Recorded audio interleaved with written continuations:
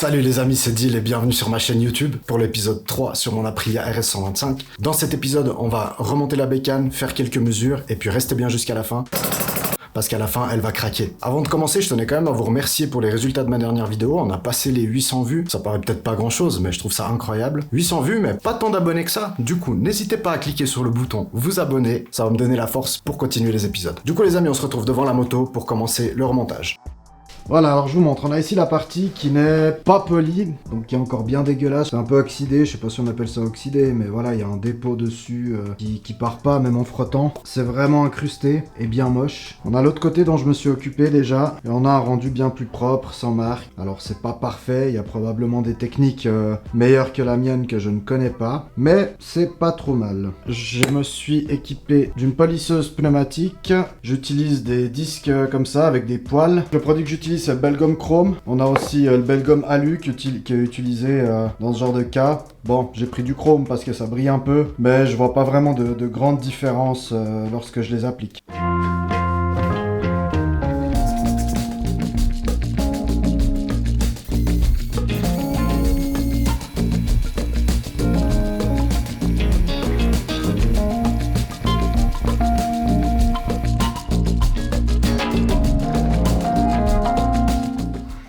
J'ai acheté cette petite polisseuse chinoise, vraiment pas chère. Je pensais que c'était la même merde que partout ailleurs, mais elle a déjà rendu l'âme, elle a dû travailler 3 heures.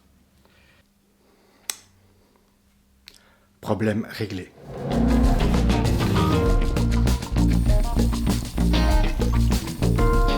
Bon alors, ici on a donc notre piston qui est neuf.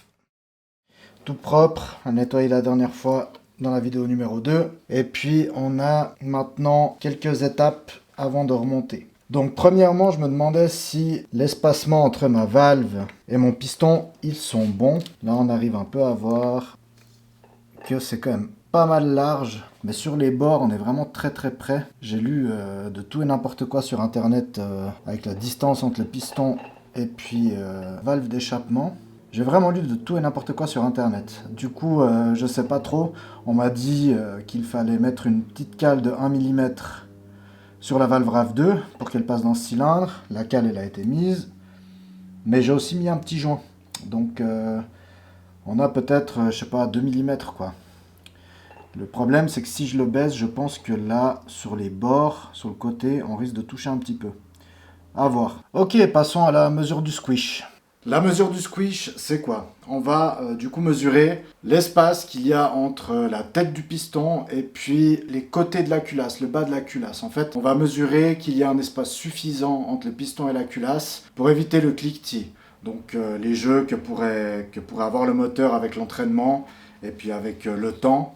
Éviter que le piston vienne toucher la culasse, avoir une compression au niveau latéral de la chambre de combustion suffisante à donner le bon mouvement au combustible pour qu'il aille exploser lors de l'allumage. On va procéder à cette mesure de squish. Je le rappelle, ceci n'est pas un tutoriel.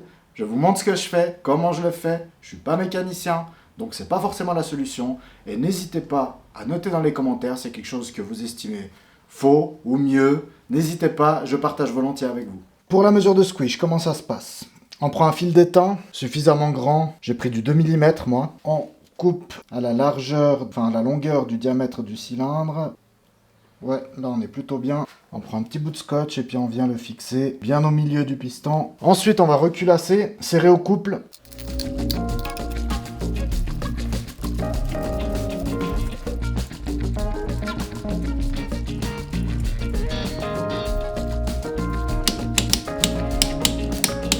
Et maintenant, on fait quelques mouvements de piston pour le faire monter au point mort haut. Et on redémonte. Et on sort notre petit fil d'étain. Et puis maintenant, moyen d'un pied à coulisse, assez précis si possible, on va mesurer les petits bords qu'il y a sur les côtés. En fait, le fait de monter le piston est venu écraser les côtés du fil d'étain. Et puis, sur les deux bords, on va les mesurer. 1,4 d'un côté, 1,4 de l'autre aussi. Le squish préconisé pour ce kit cylindre culasse piston là est de 1,4, donc on a 1,4, donc j'ai gardé le joint que j'avais avant parce qu'il était quasiment neuf, et on arrive à un squish qui est parfait. C'est une étape un petit peu chiante à faire parce qu'on démonte, on remonte, on démonte, on remonte, mais c'est vraiment important d'avoir le bon volume de chambre de combustion. S'il y en a pas assez, on perd beaucoup de rendement, ça manque de compression. S'il y en a trop, ça peut générer du cliquetis, ça peut générer de l'auto-inflammation aussi. Tellement de compression que l'essence il va prendre feu pas au bon moment, sans que la bougie lui donne l'étincelle. Et donc il faut vraiment passer par ces étapes-là avant de finaliser le montage et puis de commencer les réglages de carburation. Du coup, on remonte la culasse et je vous retrouve juste après pour la prochaine mesure. Pour mesurer le volume de la chambre, j'utilise un petit mélange de liquide. Je prends de l'huile moteur, de l'essence, je touille tout ça, je le pompe, et puis comme ça on a un liquide qui est ni trop visqueux, ni trop liquide, pour qu'il puisse prendre tout l'espace dans la chambre de combustion, et puis pas non plus passer entre la segmentation, donc que ce soit ni trop liquide, ni trop visqueux. Si comme moi tu utilises un fond de bouteille, dans le cas où t'as pas de récipient, surtout n'oublie pas de bien nettoyer l'eau à l'intérieur, parce que ce qu'il y a là-dedans, tu vas l'injecter dans ton moteur, et puis je pense que t'as pas trop envie de mettre de l'eau dans ton moteur.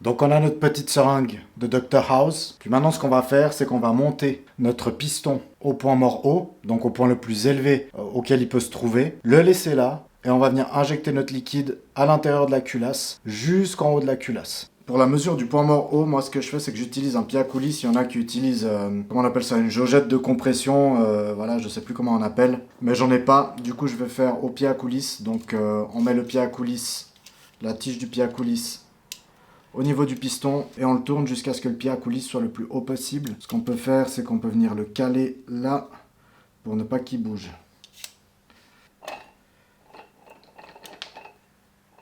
Ça monte, ça vient pile à 2,6. Pour être précis, on recommence une fois et quand ça arrive à 2,6, on s'arrête.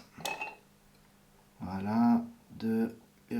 Là, on est au point mort haut. Et du coup, maintenant, on se munit de notre petite seringue et on vient injecter le tout là-dedans, tout doucement, jusqu'à remplir le tout.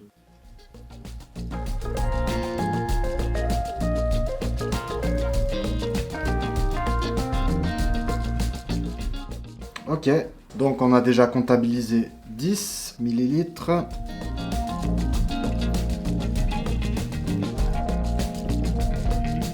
Et il nous reste 6,4 je dirais. Donc, on a pompé 20 ml au total. Il nous en reste 6,4 à peu près. Ouais, à l'œil je dirais 6,4. Donc 20 ml moins 6,4 ml. On a du coup 13,6 ml. Du coup on a injecté 13,6 ml de liquide qui sont équivalents à 13,6 cm3. Le volume de la chambre de combustion a été calculé sans bougie, donc il faut enlever encore le volume de la bougie. Pour des culots courts ou des culots longs, on a des différences. Dans le cas des culots longs, comme c'est mon cas, on doit enlever 2,4 cm3, ce qui nous fait 11,2. Le calcul maintenant donc à faire pour trouver le rapport volumétrique est de la cylindrée exacte plus le volume au point mort haut divisé par le volume au point mort haut. Du coup, globalement, on est pas mal. On avait besoin d'avoir un squish à 1,4 avec mon joint d'embase que j'avais déjà avant, que j'ai laissé parce qu'il était quasiment neuf. On retrouve ce squish exact et qui est parfait. Puis au niveau du volume qu'on a trouvé dans la chambre de combustion, on n'est pas exactement à ce qui est recommandé. Il nous recommande un 14 et puis on arrive à 13,41. Donc pour pouvoir monter à 14, il faudrait qu'on mette un petit peu moins de liquide. Et pour mettre un petit peu moins de liquide, du coup, il faudrait descendre l'ensemble cylindre-culasse, ce qui ferait du coup baisser notre squish. fiche. Du coup, avec cette valeur-là, on est quand même assez proche de ce qui est recommandé. Et puis, du coup, on est un petit peu moins comprimé que ce qu'il recommande. Je suis en rodage, donc j'estime que ça va aller très bien comme ça. On va garder ça comme ça. Je vais pas m'amuser à modifier pour trouver les valeurs exactes. Je me dis qu'avec une valeur un petit peu plus basse, on reste dans les normes, on est bien comme ça. Dites-moi ce que vous en pensez dans les commentaires, ce que vous estimez que je devrais faire si vous étiez à ma place. Pour l'instant, on va rester comme ça, on va avancer avec leur montage. Puis je me réjouis de lire vos commentaires par rapport à ça. Alors voilà, du coup, j'ai acheté un petit peu de matériel qu'on va maintenant monter. Donc ça, c'est le carburateur d'origine qu'on a sorti dans l'épisode 2. Donc c'est un carburateur 28 mm, PHBH Delorto. Et maintenant j'ai acheté le carburateur le plus adéquat pour cette bécane, et du moins pour ma prépa. Le carburateur Delorto PHSB qui est du coup en 34 mm. Si on compare, il y a une sacrée différence de taille. Il est trop beau, c'est vraiment de la belle pièce. J'ai aussi acheté du coup une boîte à clapet Italkit avec les lamelles en carbone, avec la pipe d'admission qui va avec le carbu. J'ai aussi acheté un filtre à air Polini qui nous servira à remplacer le filtre à air d'origine. Et voilà, c'est parti pour le montage. Je vous épargne la galère que c'était pour monter le joint qu'il y a entre le couvre-culasse et la culasse parce qu'il était un poil trop long. Et il y a une petite rainure en fait prévue pour sous le couvre-culasse. Et puis en fait, le faire rentrer dedans pour pouvoir le poser correctement et tout, c'était une galère. J'ai passé au moins 15 minutes à faire ça. Du coup, je sais pas si vous avez une technique, si vous en avez une, donnez-la moi en commentaire. Moi, j'ai juste galéré.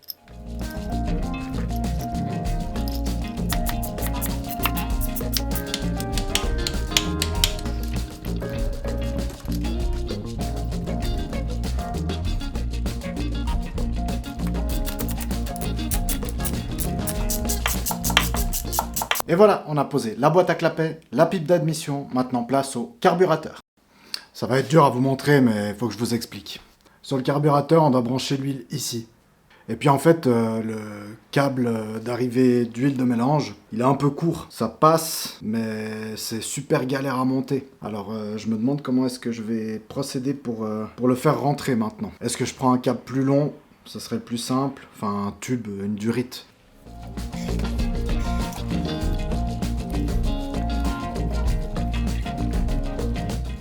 Ok, alors j'ai finalement réussi à passer avec la durite qui avait d'origine. C'est un peu limite, mais il n'y a rien qui est sous tension finalement. C'est pas trop mal. C'est un peu galère à vous montrer exactement, mais franchement ça passe. Donc si jamais vous faites ça passe avec la durite d'origine. Du moins sur la mienne. Je sais pas si toutes les durites font exactement la même taille, mais ça fonctionne. Donc pour le moment on est bon. Maintenant il va nous rester du coup le branchement du câble de gaz, du câble de starter. Je suis en train de me dire que... Je vous montre.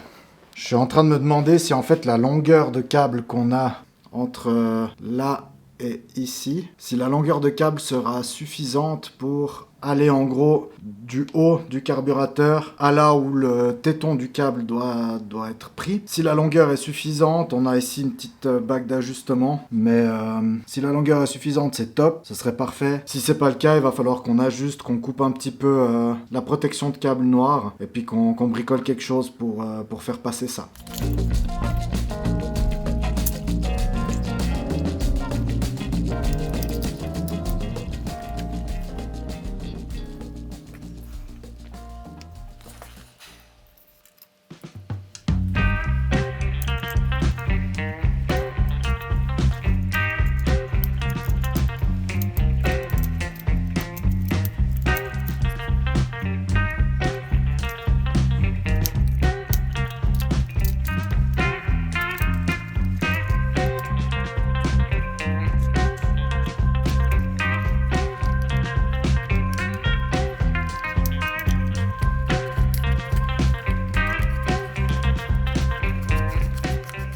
Je vous montre un petit peu à quoi ça ressemble. Là, j'ai laissé donc la longueur de câble d'origine.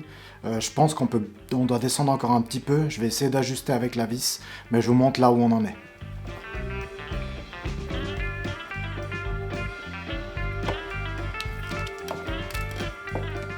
Du coup, on va essayer d'ajuster sur cette vis-là. On va essayer de la descendre un petit peu.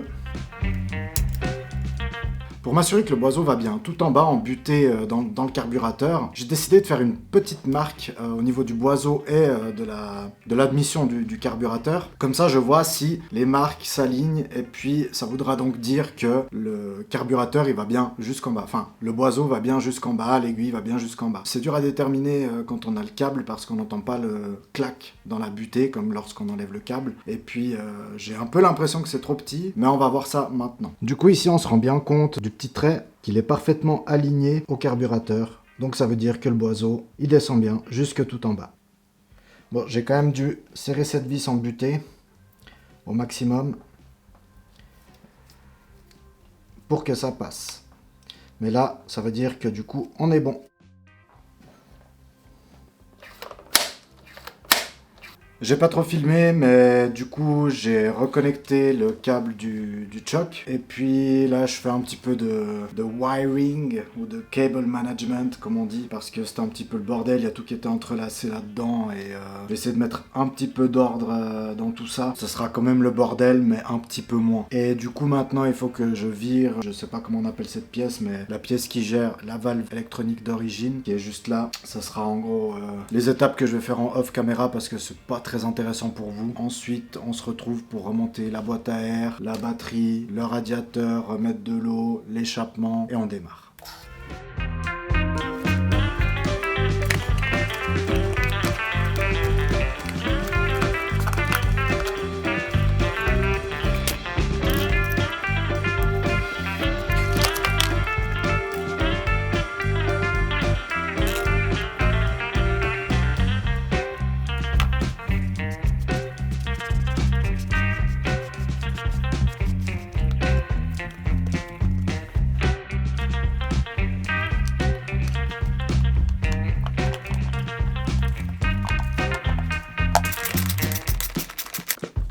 Et donc je monte le carbu, la boîte à air, et puis j'oublie de remettre la barre de support moteur qui vient prendre sur le cylindre en fait. Et du coup je suis un petit peu plus en galère pour aller la fixer. Mais bon, je vais pas tout redémonter, je vais me débrouiller comme ça. Ça fait 20 minutes que je galère à remonter la barre de support moteur. Je sais pas, c'est comme si elle n'était pas parfaitement la bonne forme pour arriver dans les deux trous de chaque extrémité du cadre. Du coup je suis obligé de faire levier, je te montre. Voilà, en gros je suis obligé de faire levier pour que la barre elle monte avec ce bout de bois et enfiler les vis en même temps. C'est la seule solution que j'ai trouvée sans tout redémonter. Ça m'a saoulé. J'ai vraiment galéré à remettre ce support moteur. Du coup j'ai arrêté de filmer pour me concentrer à me faire chier avec ça. Mais j'ai fini par réussir. J'ai dû forcer un petit peu là avec mon bout de bois et ça a fini par passer. Et voilà. Bon, alors on a fini avec le haut moteur, on a monté cette barre de support moteur. La boîte à air, tout est bon. J'ai acheté des durites d'eau en silicone. On va vérifier si elles correspondent toutes à celles qu'on a. Et si oui, on va les monter. Bon, je l'ai nettoyé un coup. Et on attaque la pose des durites.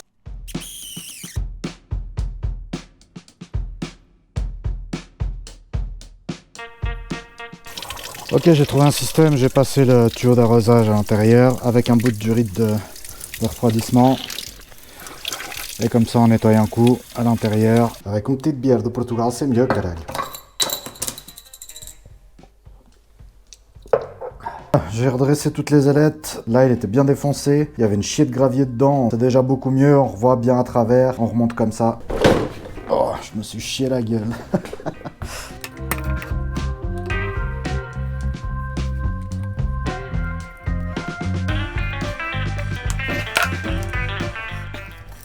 Moi des fois je suis teubé. Je monte mon radiateur sans monter l'échappement. Alors que le radiateur il vient clairement nous emmerder pour le montage de l'échappement. J'ai pas réfléchi, j'ai avancé comme ça. Par ailleurs, au niveau de l'échappement, j'ai acheté un truc. Une ligne complète Arrow avec la cartouche qui est magnifique. Et que je suis très content d'avoir acheté, c'est vraiment beau. Mais du coup maintenant je vais me faire chier à le monter. Mais avant je dois quand même vous montrer cette pièce qui est juste incroyable. Trop beau. Je suis fan, j'adore. Allez, c'est parti.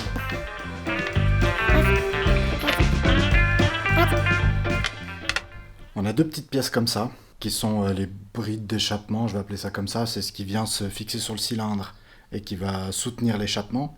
On en a deux, un plus long, un plus court, en fait, qui sont livrés avec l'échappement Haro. Le plus long favorise la longe et le plus court favorise le couple. J'ai décidé de mettre le plus court en sachant qu'on peut toujours venir à le changer. Là, on la voit au bout. J'ai déjà fixé, il ne nous reste plus qu'à monter l'échappement, c'est parti.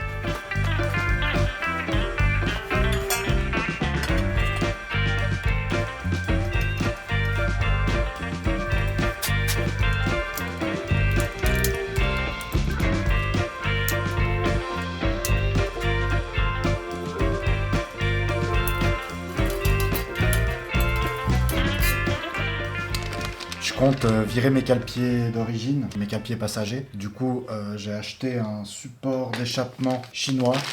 Ça a l'air d'être de la bonne cam. De toute façon, c'est juste une pâte en alu. Et du coup, ça viendra remplacer les cale-pieds passagers qui font aussi office de support d'échappement sur la moto.